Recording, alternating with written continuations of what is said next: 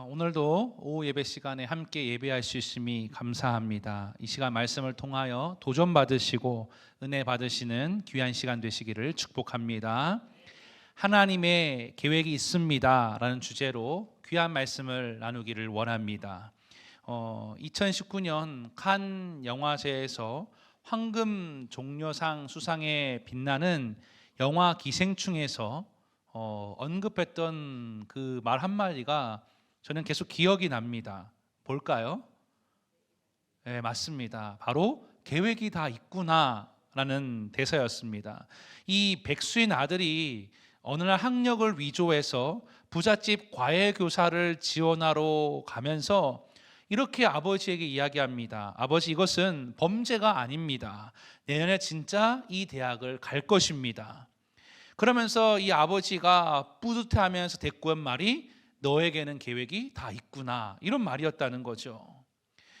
이처럼 여러분, 믿음의 사람에게는 물론 우리의 계획이 다 있지만 우리는 우리의 계획보다 하나님의 계획이 더 중요한 줄로 믿으시기를 바랍니다. 이 헨리 나우엔의 명작인 예수의 이름으로라는 책에 보면 이런 구절이 나옵니다. 성숙이란 자신이 가고 싶지 않은 곳으로 기꺼이 이끌려갈 수 있는 능력입니다. 무슨 말입니까? 삶이 내 삶의 그 계획과 의도대로 움직이지 않는다고 할지라도 하나님을 원망하거나 부정할 것이 아니라 우리는 그 하나님의 능력을 인정하고 하나님을 신뢰하고 하나님의 계획을 존중할 수 있어야 된다는 거예요. 할렐루야. 우리는 이런 생각을 많이 하죠. 왜 이렇게 내 인생이 내 마음대로 되지 않는 거야 라고 말할 때가 있지 않습니까? 제가 여러 번 이야기를 했습니다. 저는 이제 군 입대를 할 때 이 가까운 인천이나 경기도 수도권 안에 가까운 데 있기를 원했어요. 그런데 마침 이제 훈련소에 끝나고 이제 어느 부대로 갈지 배정 받았을 때 딱 도시를 봤는데 포천인 거예요. 너무 절망스러웠어요. 제가 속으로 그랬죠. 하늘이 포기한 동네인가? 포천. 나를 그곳으로 보내시는가? 저는 한 번도 가본 적이 없었거든요.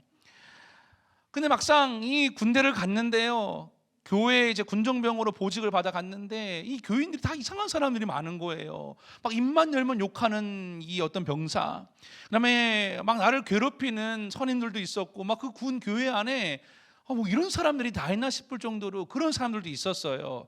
그런데 반면에 또 저를 위해 기도해 주는 사람도 있었고, 힘들고 어려울 때 앞장서서 저를 도와주는 사람들도 있었습니다. 그런데 무엇보다 중요한 건 뭐냐면 그 교회에서 누구를 만났을까요? 맞아요. 제 아내를 만났습니다. 얼마나 놀란 일인지 몰라요. 저는 하늘이 포기한 동네다, 어떻게 나를 그곳으로 보낼 수 있을까라고 질문했지만 저는 그곳에서 아내를 만났고, 만약에 아내를 만나지 않았더라면 우리 사랑스러운 두 자녀를 만날 수 없었겠지요. 그러니까 그런 삶은 사실 제가 계획했던 삶은 아니었습니다. 그런데 분명한 사실은 뭐냐면 지금 돌아보니 모든 것이 하나님의 계획이었고 섭리였다는 거예요. 할렐루야. 여러분, 우리가 신앙생활 할 때 가장 어려운 것 중에 하나가 뭐냐면 하나님의 계획을 우리가 온전히 모르는 것입니다. 그래서 뭐라고 기도합니까? 주님, 나에게 계획을 알려주세요라고 기도하지 않습니까? 여러분, 만약 하나님이 내일 일어날 일에 대해서 한 달 뒤에, 1년 뒤에, 10년 뒤에 일어날 일들을 미리 알려주신다면 얼마나 좋을까요? 그러면 이렇게 질문해 볼게요. 그러면 우리는 어떻게 하나님의 계획을 알 수 있을까요? 어떻게 하나님의 인도하심과 그 계획을 명확하게 깨달을 수 있을까요? 또는 내 인생의 계획을 세울 때 어떻게 그것이 하나님의 계획과 일치할 수 있을까요? 오늘 그런 이야기를 함께 해보기를 원해요. 자, 오늘 본문은 우리가 너무나 잘 알고 있는 말씀이에요. 만약 우리가 선교를 준비하고 어디론가 나갈 때 이 환상처럼 하나님의 사람이 나타나서 이곳으로 오세요라고 말해준다면 얼마나 좋을까요? 우간다로 오세요. 스리랑카로 오세요라고 명확하게 저에게 말해준다면 너무 좋을 것 같아요. 우리 인생이 그런 것 같아요. 만약 하나님께서 김아무개 자매랑 결혼해라 라고 한다면, 또는 A라는 직장에 취직해라 라고 한다면 인생에 고민할 게 무엇이 있겠냐 이 말입니다. 자, 오늘 이 본문의 사건은 바울에게도 굉장히 독특한 사건이었어요. 여러분, 우리가 만약 하나님의 계획이 이루어졌다라고 말할 경우는 어떤 경우입니까? 그런 경우는 바로 내가 원하는 일이 대부분 잘 풀릴 때 우리는 이렇게 고백해요. 하나님의 계획이 이루어졌습니다. 그런데 반대로 우리가 받아들이기 어려운 일은 뭐냐면, 내가 분명히 뭔가 계획을 세웠는데 그것이 내 뜻대로 되지 않을 때는 당황스럽다는 거죠. 오늘 본문에 그런 이야기가 나와 있습니다. 우리 사도행전 16장 6절에서 7절까지의 말씀을 화면을 보시고 함께 읽어보겠습니다. 시작.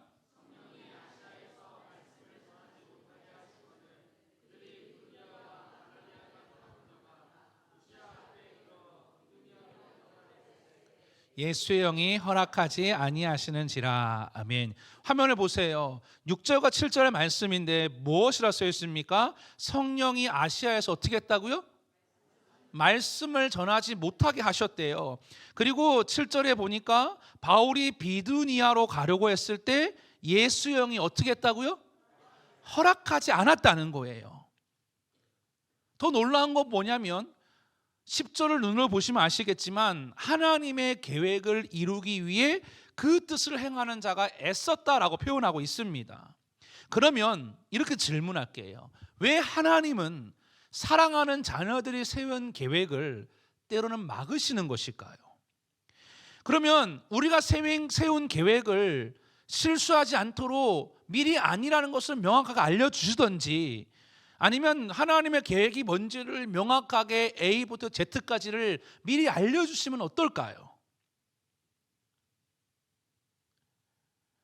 모든 일이 잘 될 때는 너무 평안합니다. 그런데 문제는 내가 원하는 대로 일이 되지 않을 때 우리는 하나님께 묻습니다. 주님의 뜻이 무엇입니까? 주님의 뜻을 알려주십시오 라고 기도하지 않습니까? 자, 여러분, 오늘 우리가 이 본문을 잘 이해하려면 이 사도행전에 나오는 이 바울의 선교 여행의 루트를 잘 이해하셔야 돼요. 특별히 먼저 말씀을 드리면 바울은 이 선교 여행의 목적지가 어디였냐면 아시아로 가려고 굉장히 애를 썼습니다. 왜 하나님이 그가 아시아로 가려고 했을 때 그 계획을 막으셨을까요? 그 이유는 뭐냐면 이 선교 여행의 루트를 보면 잘 나타나 있습니다. 자, 먼저 사도행전 13장부터 14장까지 말씀을 보면 이 사도 바울의 1차 선교 여행이 나옵니다. 한번 따라해 볼까요? 1차 선교 여행. 자, 바울은 1차 선교 여행 때 바나바와 함께 안디옥 교회를 돌아보았고 그 교회에서 선교사를 파송받아서 1차 선교 여행을 하게 돼요. 그 선교여행을 지금 다 나열할 수는 없겠지만 그 선교여행 루트를 나열해 보면 바로 그 선교여행의 지역이 소아시아 지역임을 알 수 있습니다. 어느 지역이요? 소아시아 지역이었다는 거예요. 잘 기억하세요. 자, 그리고 이 선교여행 끝난 다음에 2차 선교여행을 가게 됩니다. 2차 선교여행 과정도 이 안디옥, 다소, 더베, 루스드라, 두스드라, 안디옥, 드로암 이렇게 동네를 돌아다녀요. 그런데 놀라운 건 뭐냐면 2차 선교 여행은 1차 선교 여행 때 방문한 교회가 잘 하고 있는지를 돌아보기를 원했던 거예요. 중요한 건 뭐냐면 이 2차 선교 여행 동네도 바로 어디였냐면 소아시아 지역이었다는 거예요.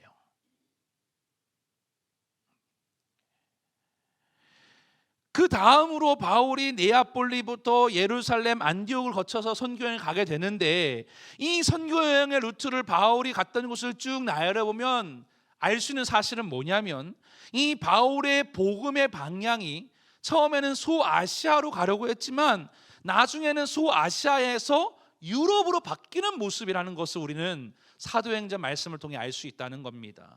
한번 나중에 집에 가셔서 사도행전을 잘 묵상해 보시면 잘 알 수 있습니다. 자, 그러면 이런 질문을 또 한번 해볼게요.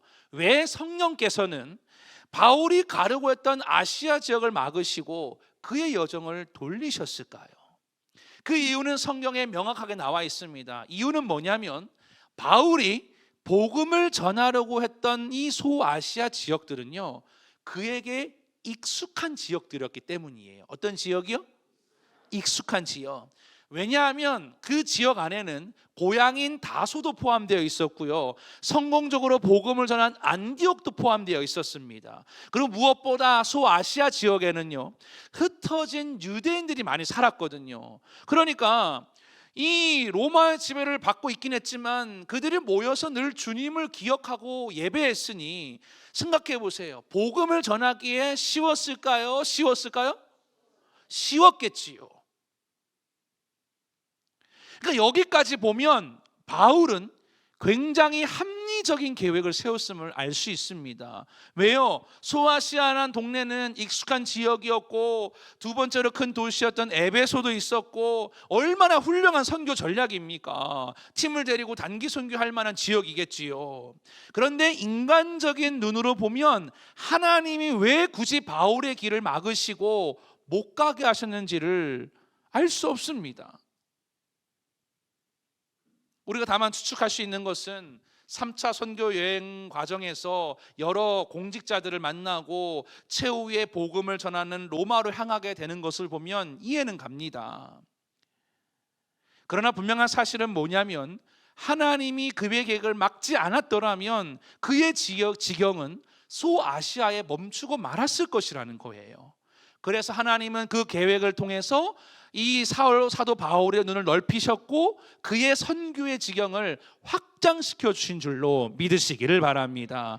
그러니 그 바울을 인도했던 하나님의 계획은 옳았던 것이고 완벽했던 것입니다. 여러분 믿으십니까? 하나님은 완전하십니다. 제가 시운수 예배 때 말씀드린 것처럼 하나님은 실수가 없으십니다.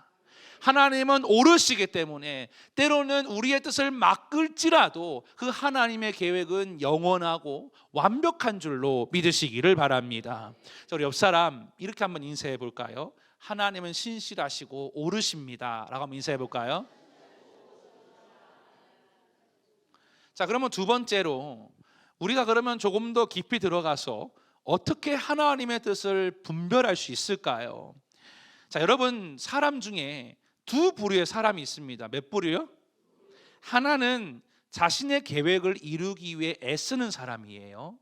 또 하나의 사람은 하나님의 뜻을 이루기 위해 애쓰는 사람이 있습니다.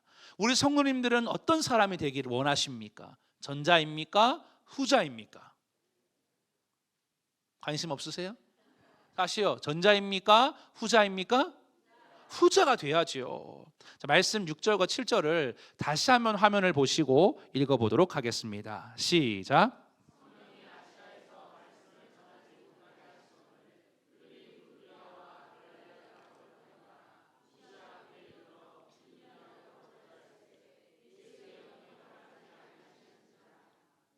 자, 보세요. 성령이 바울에게 나타나 아시아에서 말씀을 전하지 못하게 했다고 했습니다. 그런데 바울은 또 아시아 지역의 부르기아와 갈라디아 땅으로 갔다라고 말씀하고 있다는 거예요. 그리고는 무시아 앞에 이르러 비두니아로 가고자 애썼습니다.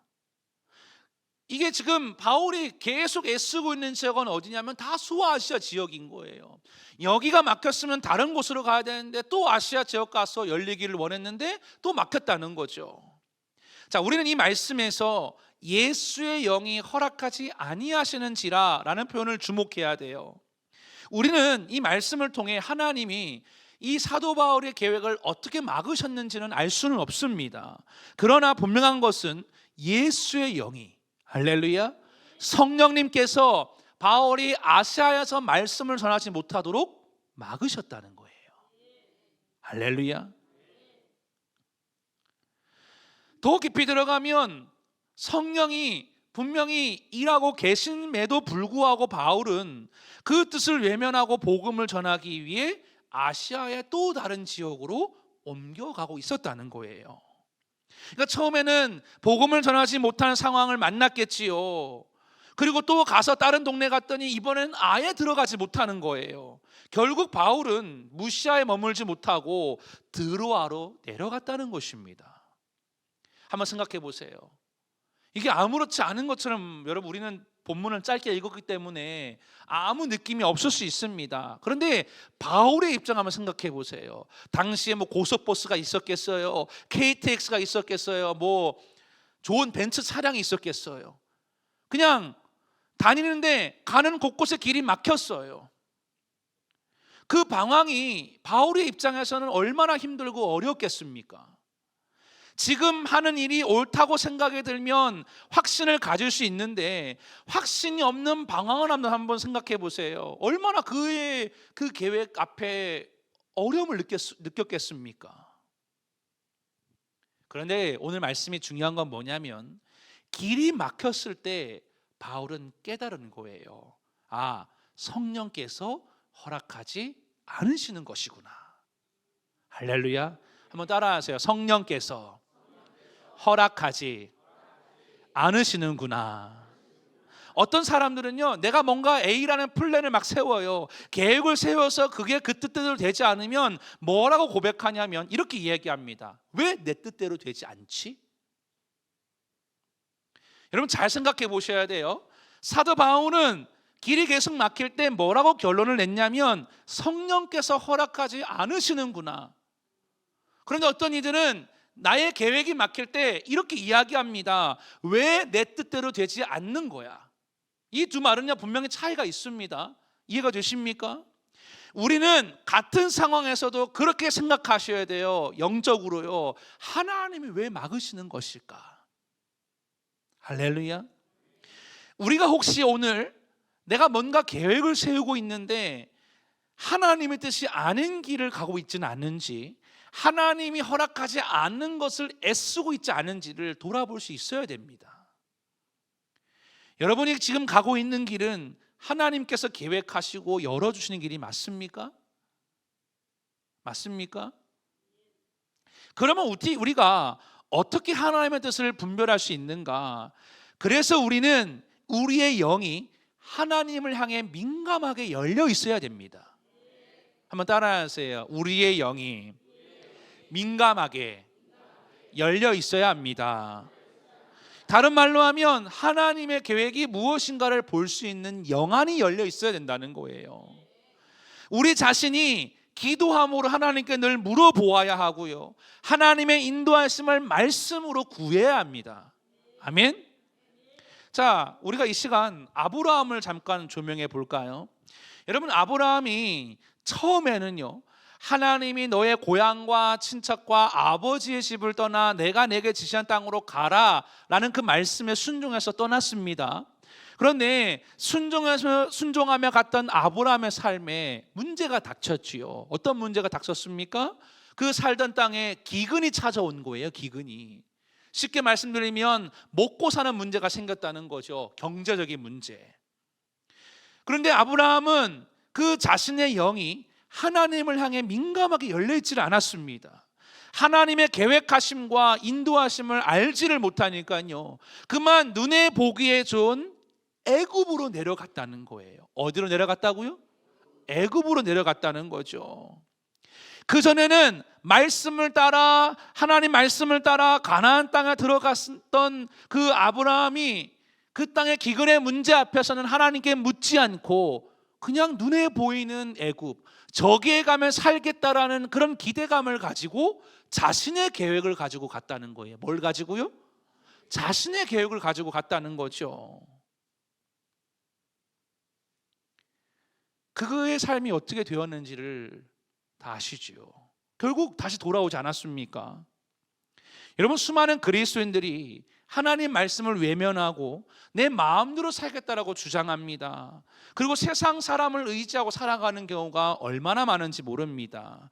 여러분, 하나님 말씀은 한 번 쓰고 버리는 일회용품이 아닙니다.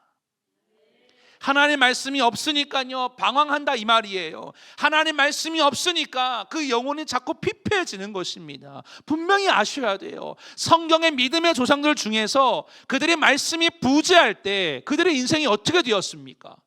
다 실패했어요. 분명히 기억해야 합니다. 그 누구도 말씀으로 인도함을 받지 않고서는 광야를 온전히 통과할 수 없습니다.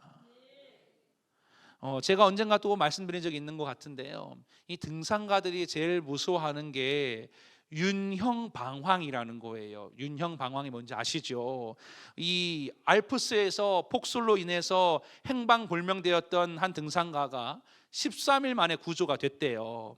산을 내려오기 위해서 매일 12시간을 길을 걸었는데 알고 보니 그는 길을 잃었던 그 장소로부터 6km 안에서 그냥 매일 뱅뱅뱅 돌았다는 거예요. 자신은 내려가는 줄 알았는데 정신 차려보니 그냥 매일 제자리를 돌고 있었다는 겁니다. 그게 바로 윤형방황이에요. 그러니까 무슨 말이냐면 하나님의 백성이 하나님의 계획을 따르지 않고 하나님 말씀 없이 기도 없이 살아가는 인생은 그냥 윤형방황의 인생이 될 수밖에 없다는 것입니다. 기억하십시오.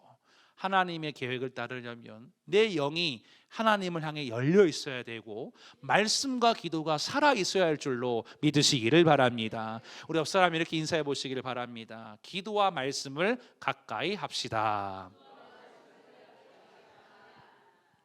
자, 세 번째로 바울이 자신의 계획을 포기하고 나서 이제 마지막으로 다다른 곳이 어디였냐면 드로아였는데, 이 드로아에서 환상을 보게 됩니다. 어떤 환상이었는지 9절과 10절 말씀을 함께 읽어보도록 하겠습니다. 9절부터 10절입니다. 시작.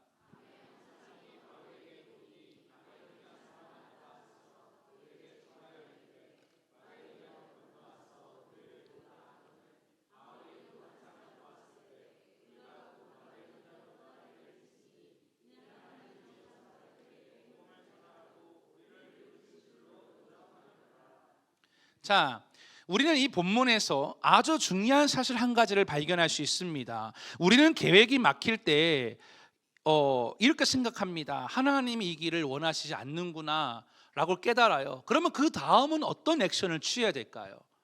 식음을 전폐하고 하나님 어떻게 나한테 이럴 수 있어? 저 앞으로 예배 안 나갈 거예요 하고 골방에 들어가야 될까요? 아니면 어떻게 하나님 나한테 이럴 수 있습니까? 울부짖으며 나 삐졌어야 하고 그냥 등 돌리고 앉아야 될까요? 여러분, 바울은 그렇지 않았습니다. 자신의 계획이 막히는 순간에도 하나님의 일을 위해, 다시 말씀드리면 하나님의 뜻을 분명하게 알게 되었을 때 하나님의 일을 위해 전진하며 하나님의 말씀에 순종하기로 애썼다는 거예요. 할렐루야. 그리고 하나님이 원하시는 방향을 다 알지는 못하지만 그 방향을 순종하며 나아갈 때 점점점 하나님의 뜻을 명확하게 알았다는 거예요. 할렐루야. 어떤 내용입니까? 마게도냐 사람이 와서 청하는 거예요. 이리 와달라는 환상을 보게 됩니다. 바울은 하나님의 계획을 알게 되었을 때 그 자리에서 멈춰 섰다는 거예요. 여러분, 우리가 인생의 하나님의 계획이 아님을 분명히 안다면, 이 하나님의 뜻이 아님을 안다면 우리는 그 성령님의 음성 앞에 민감하게 순종하고 멈추어야 될 줄로 믿습니다. 멈춘 그 자리에서 성령이 어떻게 인도하시는지, 성령이 우리에게 어떻게 말씀하시는지를 명확하게 알게 되기를 축복합니다. 물론 바울은 자신이 가고자 하는 길이 얼마나 힘들었을까요? 생판 모르는 곳에서 복음을 전하는 것이 얼마나 어려웠을까요? 막막했을까요? 그럼에도 불구하고 바울은 그 하나님의 뜻에, 하나님의 인도하시는 시간에 순종한 줄로 믿으시기를 바랍니다. 여러분, 그렇다고 해서 물론 지금 나의 계획을 위해 애쓰고 노력하는 그 시간이 헛된 시간은 아닙니다. 그 시간을 통해 하나님의 방법과 계획을 알아가는 좋은 레슨이 된다는 사실을 기억하시기를 바랍니다. 마지막으로 하나님의 뜻을 깨달았다면 우리는 이제 내가 할 일을 찾고 복음을 위하여 계속 전진해야 됩니다. 믿으십니까? 자, 우리 11절과 12절 말씀을 함께 읽어보도록 하겠습니다. 시작.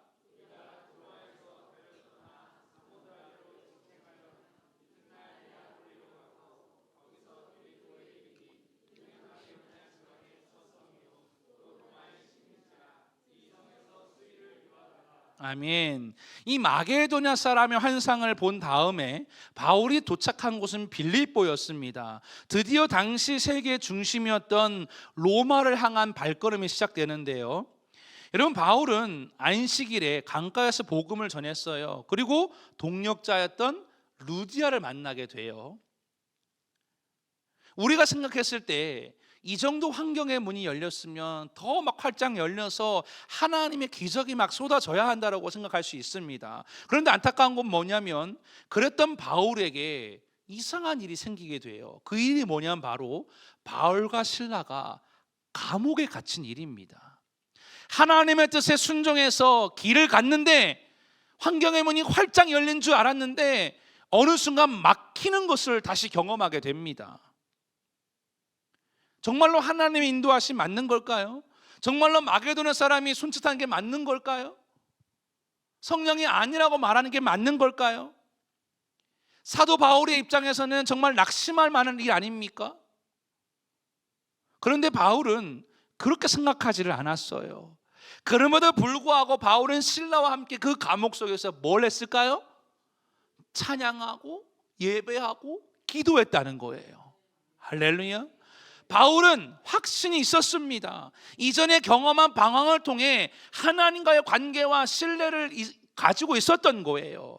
그래서 바울과 실라가 그 감옥 속에서 기도하고 찬송할 때 옥문이 열리고, 할렐루야, 구원의 역사를 경험한 줄로 믿으시기를 바랍니다. 이제 막 환경의 문이 열렸죠. 다시 구원 받았잖아요. 도망갔을까요? 그렇게 하지 않았어요. 바울은 그 자리에서 자신이 해야 될 일을 발견하는 거예요. 누가 보였냐면 그 자리에서 죄수들이 도망간 걸 알고 마음을 졸이고 있었던 간수장을 만나게 됩니다. 그리고 그 간수장에게 복음을 전하고 세례를 주는 놀란 하나님의 역사가 나타난 줄로 믿으시기를 바랍니다. 여러분, 바로 이것이 하나님이 하신 일입니다. 자신의 계획을 접고 하나님의 계획에 순종하며 걸어가는 사람이 경험하는 일이 바로 이러한 일이라는 거예요. 하나님의 계획을 따르는 것이 손해처럼 보이십니까? 그렇지 않습니다. 하나님은 옳으시고 완벽하십니다. 이 사실을 믿으시고 그 하나님의 방법에 순종하시게 되기를 주님의 이름으로 축복합니다. 제 이야기를 한번 하고 말씀 마무리할 텐데요. 여러분, 저는 인천제일교회에서 요즘 자주 얘기했지요. 사역하면서 정말 많은 것들을 배웠습니다. 그런데 사역을 하면서 왜 좋은 일만 있겠습니까? 때로는 막힘을 경험하기도 하고 어려운 고난을 당하기도 하고 힘들고 어렵지요. 그런데 그때는요, 믿음이 연약해서요, 그냥 이건 하나님의 계획이 아닌 거야 라고 치부하고 싶었어요. 근데 그럼에도 불구하고 저는 그것을 인내하고 견디기보다는 어떻게 하면 그 어려움에서 벗어날 수 있을까만 고민했던 것 같아요. 그런데 저는 그래도 여러분 아시다시피 기도하는 사람이잖아요. 말씀을 붙들고 살아가는 사람 아닙니까? 늘 말씀을 붙들고 기도했어요. 말씀의 인도하심을 받으려고. 저는 그래도 그 각오와 결단이 있었습니다. 하나님이 말씀하지 않고는 내가 인천제일교회를 떠나지 않겠다. 정말 멋지지 않습니까?